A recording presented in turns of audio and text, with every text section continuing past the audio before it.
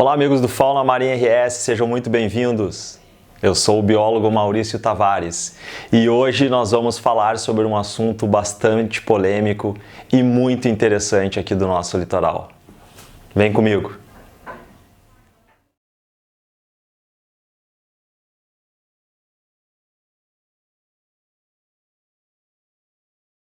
Mortalidade de pinguins no litoral gaúcho. É um fenômeno comum ou não? Por que isso acontece? Nesse vídeo você vai entender e tirar todas as suas dúvidas do porquê que a gente encontra muitos pinguins em alguns momentos no nosso litoral e por que as pessoas ficam tão preocupadas. Nós realizamos um monitoramento sistemático do trecho entre Itapeva em Torres até Dunas Altas, ao sul de Quintão, desde 2012. Eu venho percorrendo essa região junto com outros colegas do Seclimar, colaboradores docentes e alunos do curso de Biologia Marinha para entender esse fenômeno e fazer a contabilidade também de outras espécies, por exemplo, de tartarugas, golfinhos, que encalham aqui no nosso litoral. Cada espécie tem uma explicação do porquê que ocorre, algumas são relacionadas a interações com o ser humano, como por exemplo as tartarugas e as toninhas, e outras com padrões mais relacionados a causas naturais, como por exemplo os pinguins de Magalhães e os lobos marinhos sul-americanos, que também são frequentes no inverno gaúcho. Como é que funciona essa atividade que a gente faz de monitoramento? A gente separa essa área que eu mencionei de cerca de 130 quilômetros em dois trechos. O trecho norte, que vai de Imbé até Itapeva, com 80 quilômetros, e o trecho sul, que vai de Tramandaí a Dunas Altas, com cerca de 50 quilômetros. Cada área dessa é percorrida em uma semana, então alternadamente a gente percorre elas ao longo de todo o ano para ver a variação então nessa composição de animais que encalham no nosso litoral, no inverno, no verão, no outono e na primavera. Importante, pessoal, vocês entenderem que o pinguim de Magalhães é uma espécie de ave marinha migratória que tem colônias reprodutivas aqui no sul da América do Sul, tanto no lado chileno quanto no lado da Argentina, ali na região da Patagônia. E eles têm um movimento migratório cíclico em direção ao norte aqui da América do Sul, atingindo o litoral brasileiro em grande quantidade na época do inverno, principalmente aqui no sul do Brasil, Rio Grande do Sul e Santa Catarina, mas também ocorre no Sudeste com frequência todos os anos e em alguns anos também chega em estados mais ao norte, né? Como por exemplo na Bahia, já teve relatos de pinguins no Ceará em anos de grande pico, né, dessa espécie aqui no nosso litoral. A mortalidade deles é muito comum, tá? Mas para entender então é importante vocês entenderem o ciclo da espécie.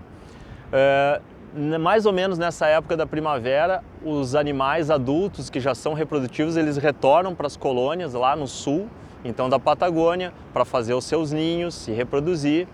Depois eles vão fazer a parte da postura dos ovos, esses animais vão começar a nascer.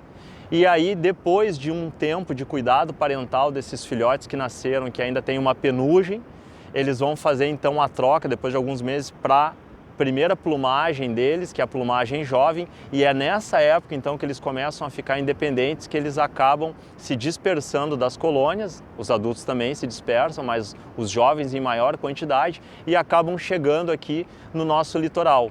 E aí a gente vai ter esse período então de ocorrência deles aqui muito forte.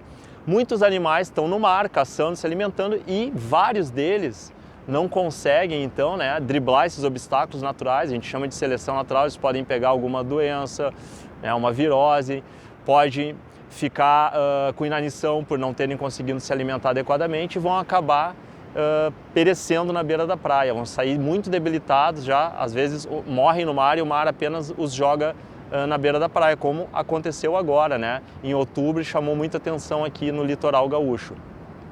Bom, esses animais, pessoal, em geral estão no primeiro ano de vida, então estão aprendendo. E esse é o padrão que a gente encontra aqui. Essas mortalidades com números expressivos são animais que têm uma mesma característica. São animais jovens, primeiro ano de vida, magros e muito parasitados, endoparasitos, tá? Isso aí a gente já fez estudos, então, avaliando e já viu essa condição. No meio desses muitos jovens de primeiro ano de vida, a gente encontra alguns adultos e às vezes animais com uma condição corporal excelente. Quando eu pego um animal desse, que é adulto, está com uma condição corporal ótima, e eu abro ele e vejo que o estômago dele está repleto de alimento, não tem uma explicação para ele ter morrido por seleção natural.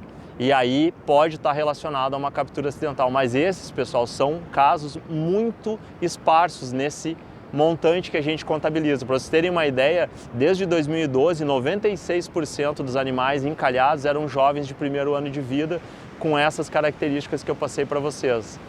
E aí apenas 4% eram animais adultos. E dentre os adultos também tem animais, às vezes, que padecem de seleção natural, que são animais que já estão com a plumagem adulta, mas são adultos jovens, que ainda não são reprodutivos, tá? Como é que tá essa contabilidade, pessoal? Pra vocês terem uma ideia, em média morrem cerca de mais de 1.000 pinguins aqui nesse trecho de 130 quilômetros que eu falei ao longo de um ano. E o que acontece? No início, perto do início do inverno, ali no final do outono, na primeira quinzena de junho, a gente começa então a observar os primeiros pinguins de Magalhães aparecendo encalhados aqui no nosso litoral. E a cada semana esse número vai aumentando, até que chega um momento, mais ou menos no meio do inverno, que a gente tem um pico de mortalidade. Depois, na primavera, a gente tem um outro pico menor. Em alguns anos, como esse ano, por exemplo, a gente teve um pico, né, deslocado para a primavera. Então, o que a gente observou agora em outubro é o que a gente observa normalmente no inverno, certo? Para vocês terem uma ideia, nessa última saída de campo que a gente fez, percorrendo de Imbé até Torres, a gente contabilizou um pouco mais de 200 pinguins entre Imbé e Arroio do Sal. Isso nos dá uma taxa média, uma densidade média por quilômetro de cerca de 5 carcaças de pinguim. Isso é baixo comparado, por exemplo, com o ano de 2014, onde a gente registrou cerca de 20 carcaças por quilômetro. Em apenas uma saída em 2014, a gente registrou mais de 700 pinguins mortos entre Tramandaí e Pinhal. Aí sim a gente tem um número muito elevado, tá? Esse foi o ano fora da curva aqui para nós em termos de quantidade, foi quase o dobro do que a gente registra normalmente. E tem anos também muito atípicos, como 2016, que a gente teve um pouco mais de uma centena de pinguins encalhados. Também foge muito do padrão, mas o normal seria em torno de 1.000, um pouco mais de 1.000 animais nesse trecho, tá? Esse padrão, pessoal, vocês vão observar todos os anos. Quem viu pela primeira vez, comece a observar, você vai ver o ano que vem, vai ter pinguim morto de novo nessa época, assim como os lobos marinhos, é uma característica sazonal, tá?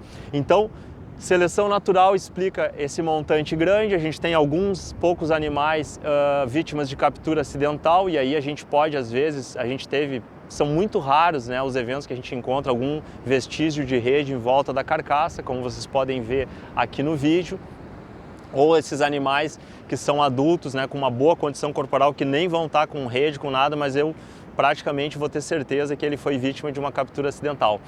Outra questão que poderia impactar os animais é a questão dos resíduos sólidos, a ingestão, né, dos plásticos.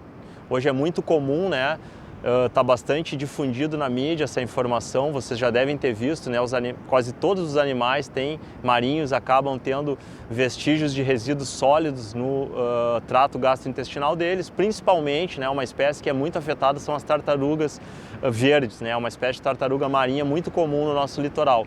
Agora os pinguins, pessoal, a gente fez um trabalho de cerca de 5 anos avaliando as carcaças de pinguins encalhadas e a gente observou que a frequência de ocorrência de resíduos, em média, é menor que 50%, pouco maior que 40%, nos indicando que desse montante todo que a gente encontra encalhado, a maioria deles não tem resíduos. E dos que tem resíduos, provavelmente não foi aquilo ali que ocasionou a morte deles, porque o pinguim ele não tem a moela, que é uma estrutura que tem, por exemplo, na galinha e em outras aves, como por exemplo os albatrozes e petréis. O pinguim ele come e do esôfago vai direto para o estômago.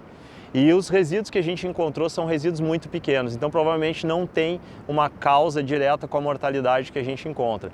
E um outro fator que pode ocasionar a mortalidade de pinguins, assim, em números mais expressivos, seria a contaminação por derivados de petróleo, quando ocorre um derrame ou um acidente e a gente tem então os animais se contaminando com o petróleo.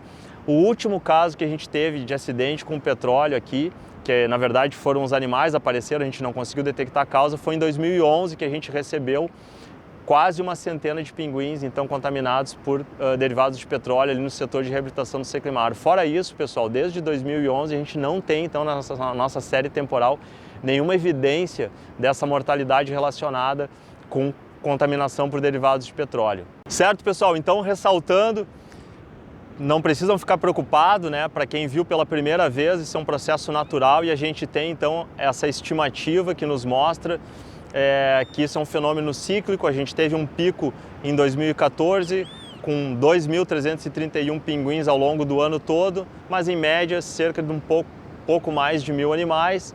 A gente não tem a contabilidade dos anos da pandemia, 2020 e 2021, mas a gente retomou agora esse ano e espera continuar fazendo esse trabalho, então, que é semanal. Se você tiver alguma dúvida sobre os animais encontrados na orla, tiver curiosidade, fotografa e nos envia para o e-mail fauna_marinha@urgs.br ou nos avise por uma de nossas redes sociais do Museu de Ciências Naturais, o MUCIM, ou o próprio Seclimar, ou ainda o Fauna Marinha RS. Tá bom, pessoal? Muito obrigado e até a próxima!